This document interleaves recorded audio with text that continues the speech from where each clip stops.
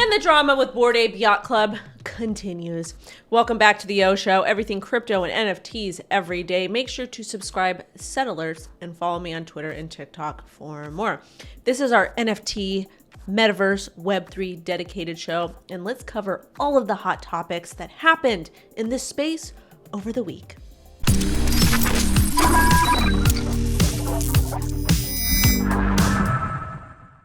All right, so there's a lot of very exciting things happening in the NFT space, but there's also a lot of really bad things happening as well. So this account posted this story. Breaking news, Bored Ape Yacht Club members are receiving an email from OpenSea that says their ape has been delisted from the platform for going against OpenSea's terms of services. This is not the only person that received one of these. There was actually a glitch that happened with OpenSea. So basically, this is the story. An employee of our email vendor, Customer.io, misused their employee access to download and share email addresses with unauthorized external parties. Email addresses provided to OpenSea by users or newsletter subscribers were impacted. So basically, when I use OpenSea, I don't have anything related to my email address via the platform, because you don't have to go ahead and buy, sell, do whatever you want to do with NFTs. I think in the future, they will eventually do that. They will force you to KYC, etc. Right now, they do not. But this is an important thing to know when we're talking about OPSEC here. When you're using a crypto exchange, NFT platform, whatever it is, have a separate email address for every single platform. And the reason why, if something like this happens, you want to make sure that you are safe, that you aren't getting these weird phishing emails. But to kind of go back to this story, this is kind of separate but the same, but Bored Ape Yacht Club also tweeted this. There was a brief from OpenSea Air Online in which they mistakenly and temporarily delisted a number of Bored Apes from their platform. The issue is now resolved with all assets showing again. We are in contact with them to ensure this doesn't happen again. So basically what happened was not only did a lot of the email addresses get leaked, but there was an issue with OpenSea. And so a bunch of Bored Apes were delisted and then added back to the platform. And big shout out to my buddy Franklin over here, because this guy has like 9 million NFTs. Well, 9 million Bored Ape NFTs. Now, one of the things that I like to do on this show is I like to shout out one artists or really amazing NFT creators that I know or that I see on the internet. And I want to give a special shout out to my friend, Miss Toni Payne. She is a still life photographer. So she is a legitimate artist and she's a poet. She does a lot of different content, like absolutely amazing human and person. I highly recommend you follow her and you check out her art. This is an example at the top over here. But if you go to her link sheet, you will see all the different ways, like all the different things that she's worked on, that she's done, that she's accomplished, that she's achieved. And if you want to support her and buy some of her art, you can simply click any of these. And you can do so because she has all the links to OpenSea and to her personal stuff. But I actually wanted to go ahead and highlight one of her websites over here because she's got her portfolio, Collect NFTs by Prince, NFT blog, and just to kind of, support her and her journey. So if you're interested in buying any of her work, I highly recommend you do so.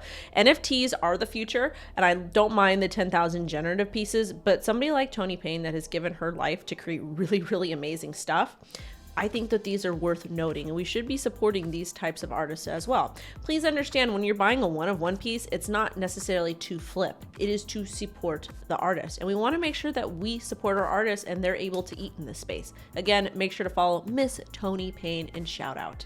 All right, got to talk about some Web3 P2E gaming stuff. So, axieinfinity. The Ronin bridge is now open. All user funds are fully backed one-to-one by the new bridge. The bridge has undergone an internal audit and 2 external audits. We're still on track to release land staking this week. So make sure you go read this, but let's kind of talk about what happened over here.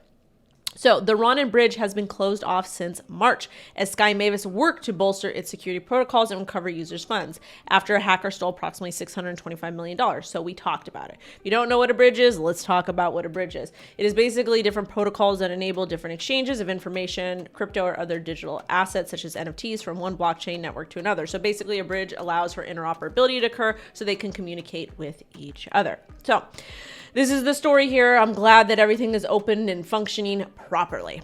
Next story. I had no idea, but apparently Binance has an NFT platform. I've never used this platform. I don't know if I'm going to use this platform, but it looks like it's Binance Smart Chain NFTs from what I am seeing over here. Let's go ahead and press learn more, see what exactly Binance NFT has to offer. So let's see. Where are their collections? Oh, let's actually go to their marketplace and check this out. Okay.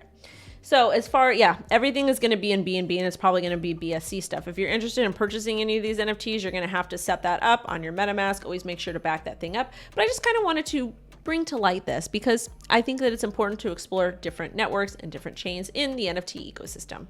All right, let's talk about this story here from The Block. Hacker returns half of the 3.8 million they stole from NFT lender X Carnival. From the article here. So X Carnival enables users to borrow funds using their collectibles as collateral for loans, an NFT lending pool. This is actually really cool. It's an amazing concept. So you buy a JPEG, a piece of artwork, and you're able to actually take out a collateralized loan on the piece. One of the things to understand with a collateralized loan or any type of loan, there's generally a liquidation price. So please note that when you do take out a loan, pay attention to the liquidation price, see if it's something that makes sense to you. I don't know exactly how that works with NFTs because never taken out an NFT collateralized loan, never taken out a crypto collateralized loan. The basics that I know are just from, watching people like Michael Saylor, et cetera. And I had a call with a company that I was going to take out a large loan, collateralized loan for my Bitcoin to kind of mitigate taxes. But please note, if you take out a collateralized loan and the liquidation gets hit, you have to pay taxes on that liquidation.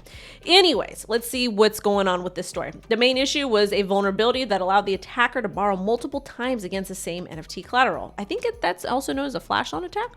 I don't know in NFT terms if that's the same. So basically they deposited one Bored Ape as collateral to borrow funds, and the Bored Ape is used as collateral to be locked up by the protocol until the repayment of the loan occurs. However, the hacker was able to withdraw the Bored Ape collateral without repaying the loan. They repeated this action multiple times, draining 3,087 ETH from the protocol. The hacker responsible returned half of the funds while the protocol has promised not to pursue law enforcement action. We're going to see this a lot, and we see this in the DeFi space and the crypto space as well. People take out, they go ahead and they do flash loan attacks, they steal from projects, they hack, and they'll give back a little bit. So just make sure whatever you're using is safe and also understand the risks. Next story, and this is from Mr. Snoop Dogg himself. Eminem Snoop from the D2 to the LBC out now. This is a song, and we're not going to play the song because of copyrights. We respect artists in that aspect, but Eminem and Snoop Dogg, they reunited. They made this really, really amazing song. I listened to it. I thought it was outstanding. And they launched this live at the Apefest 2022 at NFT NYC. And this just goes to show you how IP rights and musicians, merchandising and licensing right, they're going to finally get their time. Thank you all so much for watching. I hope you have an outstanding day. I will catch you later next week. Bye-bye.